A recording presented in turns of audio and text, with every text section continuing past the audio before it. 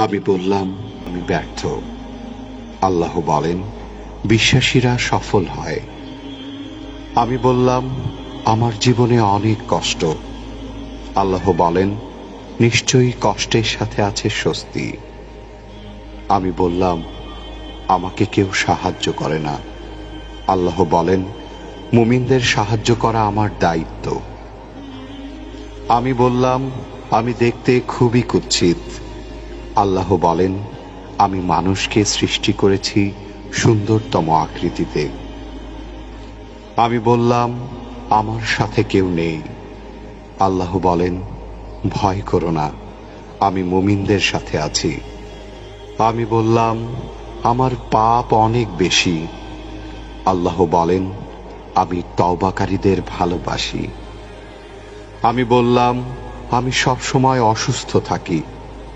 আল্লাহ বলেন, আমি কোরআনকে রোগের নিরাময় হিসাবে পাঠিয়েছি। আমি বললাম, এই দুনিয়া আমার ভালো লাগে না। আল্লাহ বলেন, তোমার জন্য পরকাল ইহকাল অপেক্ষা শ্রেয়। আমি বললাম, বিজয় অনেক দূর। আল্লাহ বলেন, আমার সাহায্য একান্তই নিকটবর্তী। আমি বললাম, আমার জীবনে খুশি নেই। আল্লাহ বলেন, শীঘ্রই তোমার রব তোমাকে এত দেবেন যে তুমি খুশি হয়ে যাবে। আমি বললাম, আমি সব সময় হতাশ।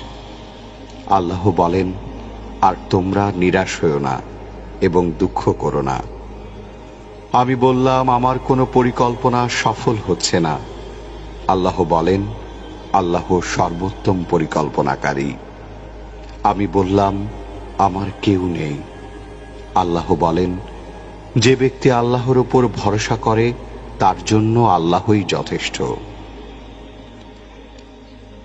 এত নিয়ামতের ভাণ্ডারে থাকার পরেও সন্তুষ্ট চিত্তে আমরা আল্লাহর নিকট শুকরিয়া জ্ঞাপন করি না।